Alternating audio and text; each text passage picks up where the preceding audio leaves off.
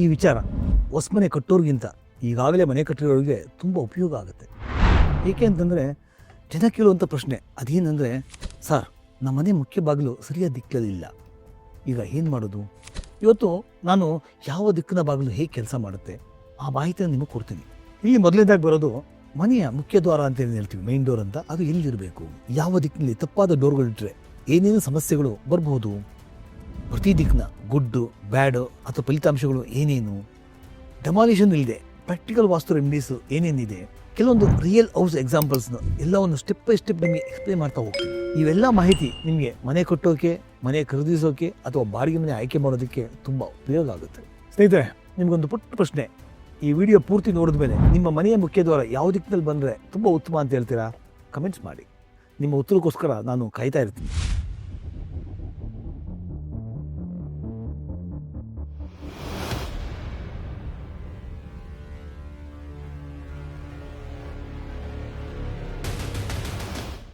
ನಮಸ್ಕಾರ ಸ್ನೇಹಿತರೆ, ನಾನು ನಿಮ್ಮ ಚೇತನ್, ಸಿವಿಲ್ ಇಂಜಿನಿಯರ್. ಕಮಲಾರ್ಸ್ ಯೂಟ್ಯೂಬ್ ಚಾನಲ್ಗೆ ಸ್ವಾಗತ. ಮೊದಲನೇದಾಗಿ ಮೇನ್ ಡೋರ್, ಮನೆಯ ಮುಖ್ಯ ದ್ವಾರ ಅಂತ ಹೇಳ್ತೀವಿ. ಇದರ ಮಹತ್ವ ಏನು? ಈ ವಾಸ್ತು ಪ್ರಕಾರ ಮನೆಯ ಮುಖ್ಯ ದ್ವಾರ ಅಂತಂದರೆ ಶಕ್ತಿಯ ಪ್ರವೇಶ ದ್ವಾರ ಅಂತ ಹೇಳುತ್ತೆ. ಏನಾಗಂದರೆ ಧನ, ಆರೋಗ್ಯ, ಮನುಷ್ಯನಲ್ಲಿ ಶಾಂತಿ, ಕುಟುಂಬದ ಒಗ್ಗಟ್ಟು ಇವೆಲ್ಲವೂ ಮುಖ್ಯ ದ್ವಾರದಿಂದಲೇ ಮನೆ ಪ್ರವೇಶ ಮಾಡುತ್ತೆ ಅನ್ನುವಂತಹ ನಂಬಿಕೆ.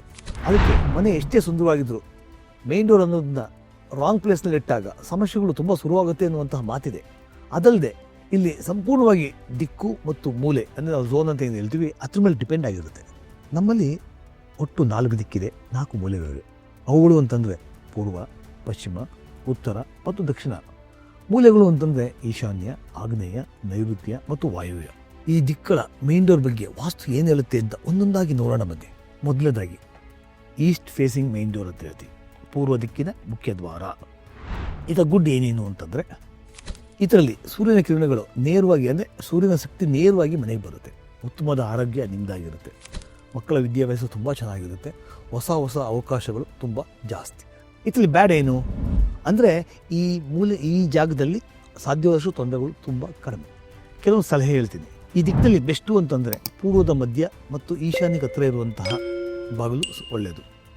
ಈ ಪೂರ್ವದ ದಕ್ಷಿಣ ಭಾಗನ ಸಾಧ್ಯವಾದಷ್ಟು ಅವಾಯ್ಡ್ ಮಾಡಿ. ನೆಕ್ಸ್ಟ್ ಬರುವಂಥದ್ದೇ ಉತ್ತರ ದಿಕ್ಕಿನ ಮೇನ್ ಡೋರ್ ಅಂತ ಹೇಳ್ತೀವಿ. ಇದರ ಗುಡ್ ಏನು ಅಂತಂದರೆ ಹಣಕಾಸು ಡೆವಲಪ್ಮೆಂಟ್ ಚೆನ್ನಾಗಾಗುತ್ತೆ, ವ್ಯಾಪಾರದಲ್ಲಿ ಲಾಭ ಕೂಡ ಆಗುತ್ತೆ, ಕೆಲಸದಲ್ಲಿ ಪ್ರಗತಿ ಹೊಂದುತ್ತೆ ಅಂತ ವಾಸ್ತು ಹೇಳುತ್ತೆ. ಹೌದು, ಇಲ್ಲೂ ಕೆಲವೊಂದು ಬ್ಯಾಡ್ಗಳಿದೆ. ಅದೇನು ಅಂತಂದರೆ ಹಣ ನಿಮ್ಮ ಕೈನಲ್ಲಿ ನಿಲ್ಲದಿರುವಂಥ ಸ್ಥಿತಿ ಉಂಟಾಗ್ಬೋದು. ನಾವು ಬಾಗಿಲನ್ನು ತಪ್ಪು ಮೂಲೆಯಲ್ಲಿ ಇಟ್ಟರೆ ಸಾಲದ ಒತ್ತಡ ಜಾಸ್ತಿ ಆಗ್ಬೋದು. ಕೆಲವೊಂದು ಸಲಹೆ ಏನು ಅಂತಂದರೆ ಈ ದಿಕ್ಕಿನಲ್ಲಿ ಬೆಸ್ಟ್ ಅಂತಂದರೆ ಉತ್ತರದ ಮಧ್ಯ ಅಥವಾ ಈಶಾನ್ಯ ಭಾಗ ತುಂಬ ಒಳ್ಳೆಯದು. ಈ ಜಾಗದಲ್ಲಿ ಏನು ಅವಾಯ್ಡ್ ಮಾಡಬೇಕು? ಉತ್ತರದ ವಾಯುವ್ಯ ಭಾಗ ಇರುತ್ತಲ್ಲ, ಅದರ ಬಾಗಿಲನ್ನ ಸಾಧ್ಯವಾದಷ್ಟು ಅವಾಯ್ಡ್ ಮಾಡಿ.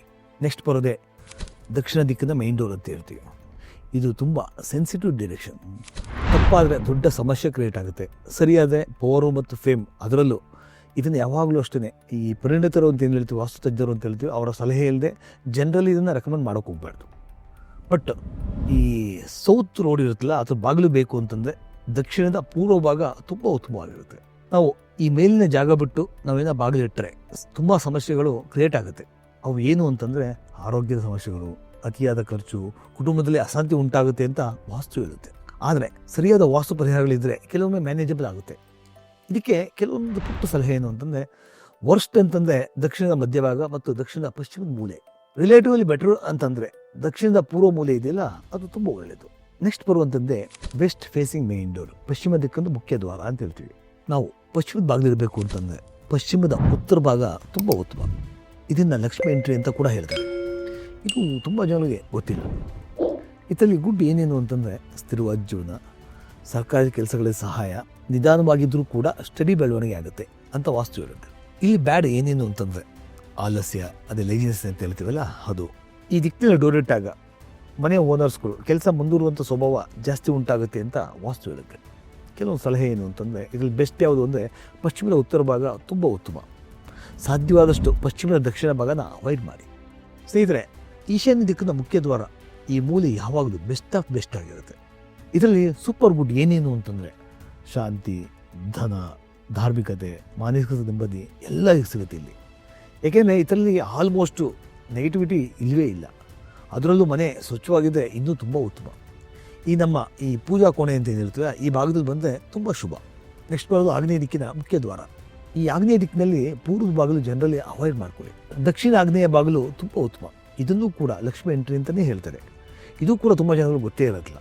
ಇಲ್ಲಿ ಪ್ರಾಬ್ಲಮ್ಸ್ ಏನೇನು ಅಂತಂದರೆ ಕೋಪ, ಹಣಕಾಸು ಅಸ್ಥಿರತೆ, ದಾಂಪತ್ಯ ಸಮಸ್ಯೆಗಳು ಉಂಟಾಗುತ್ತೆ ಅಂತ ಹೇಳುತ್ತೆ. ಇದಕ್ಕೆ ಕೆಲವೊಂದು ಪುಟ್ಟ ಸಲಹೆ ಏನು ಅಂತಂದರೆ, ಅಡುಗೆ ಮನೆಗೆ ಇದು ಸೂಕ್ತವಾದಂತಹ ಜಾಗ, ಆದರೆ ಮೇನ್ ಡೋರಿಗೆ ಇದು ಸೂಕ್ತ ಅಲ್ಲ. ನಾವು ಇಡಬೇಕು ಅಂತಂದರೆ ವಾಸ್ತು ಸಲಹೆ ಬರೆದು ಬಾಗಿಲನ್ನ ಇಡಬೇಕಾಗತ್ತೆ. ಸ್ನೇಹಿತರೆ, ಇದಕ್ಕೂ ಕೆಲವೊಂದು ವಾಸ್ತು ಪರಿಹಾರಗಳಿದೆ. ಏನೇನು ಅಂದರೆ, ಡೋರ್ ಫ್ರೇಮ್ ಮೇಲೆ ಕಾಪರ್ ಸ್ಟ್ರಿಪ್ಸ್ ಹಾಕಬೇಕಾಗುತ್ತೆ. ಎಂಟ್ರೆನ್ಸ್ನಲ್ಲಿ ವಾರ್ಮ್ ಎಲ್ಲೋ ಲೈಟ್ ಹಾಕಬೇಕಾಗುತ್ತೆ. ಇದು south East fire energy balance ಮಾಡಬೇಕು ಅಂತಂದರೆ ಲೈಟ್ ಪಿಂಕು ಅಥವಾ ಕ್ರೀಮ್ ಕಲರ್ನ ಹಾಕಬೇಕಾಗುತ್ತೆ. ಇವೆಲ್ಲ ಮಾಡಿದಾಗ ಸ್ವಲ್ಪ ಮಟ್ಟಿಗೆ ತೊಂದರೆಗಳನ್ನ ತಪ್ಪಿಸ್ಬೋದು ಅಂತ ವಾಸ್ತು ಹೇಳುತ್ತೆ. ಮುಂದೆ ಬರುವಂಥದ್ದೇ ನೈಋತ್ಯ ದಿಕ್ಕಿನ ಮುಖ್ಯ ದ್ವಾರ ಅಂತ ಹೇಳ್ತೀವಿ. ಈ ಮೂಲೆಯನ್ನು ನಾವು ವರ್ಸ್ಟ್ ಡೈರೆಕ್ಷನ್ ಅಂತ ಕೂಡ ಹೇಳ್ತೀವಿ. ಇಲ್ಲಿ ಬಾಗಿಲಿಟ್ರೆ ಮನೆಗೆ ಏನೇ ಬಂದದ್ದು ಯಾವುದು ಉಳಿಯಲ್ಲ ಅನ್ನೋದೇ ವಾಸ್ತು ಹೇಳುವಂಥ ವಿಚಾರ. ಇದರಲ್ಲಿ ಗುಡ್ಡುಗಳನ್ನೋದು ಏನೂ ಇಲ್ಲವೇ ಇಲ್ಲ, ಬರೀ ಇಶ್ಯೂಸ್ಗಳೇ. ಅವುಗಳು ಏನೇನು ಅಂತಂದರೆ ಆರ್ಥಿಕ ನಷ್ಟ, ಆರೋಗ್ಯ ಕುಸಿತ, ಮನೆಯಲ್ಲಿ ಅಸ್ಥಿರತೆ ಉಂಟಾಗುತ್ತೆ ಅಂತ ಹೇಳುತ್ತೆ. ಕೆಲವೊಂದು ಸಲಹೆಗಳು. ಈ ಜಾಗ ಇದೆಯಲ್ಲ, ಇದು ಮಾಸ್ಟರ್ ಬೆಡ್ರೂಮ್ಗೆ ಸೂಕ್ತವಾದ ಜಾಗ. ಮೈನ್ ಡೋರ್ಗೆ ಇದು ಸೂಕ್ತ ಮೂಲೆ ಅಲ್ಲವೇ ಅಲ್ಲ.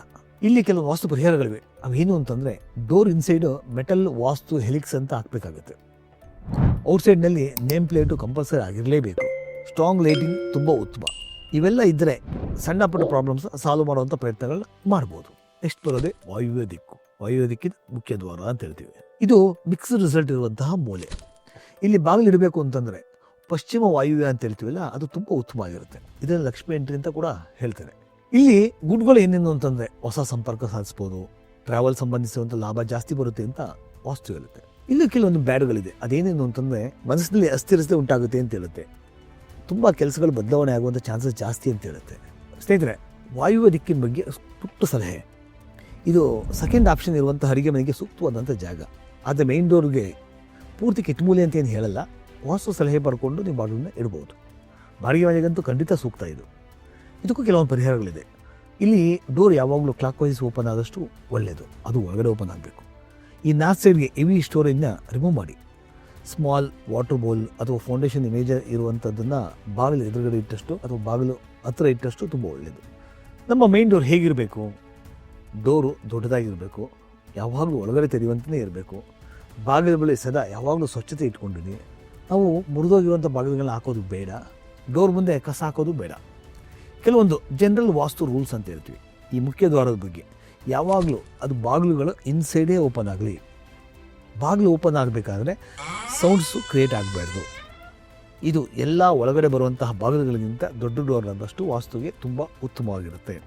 ನಾವು ಮೇನ್ ಡೋರ್ ಮುಂದೆ ಯಾವುದನ್ನು ಅವಾಯ್ಡ್ ಮಾಡಬೇಕು? ಬಾಗಿಲೆದುರು ಮಿರರ್ ಫೇಸಿಂಗ್ ಇಟ್ಕೊಳ್ಳೋದು ತಪ್ಪು.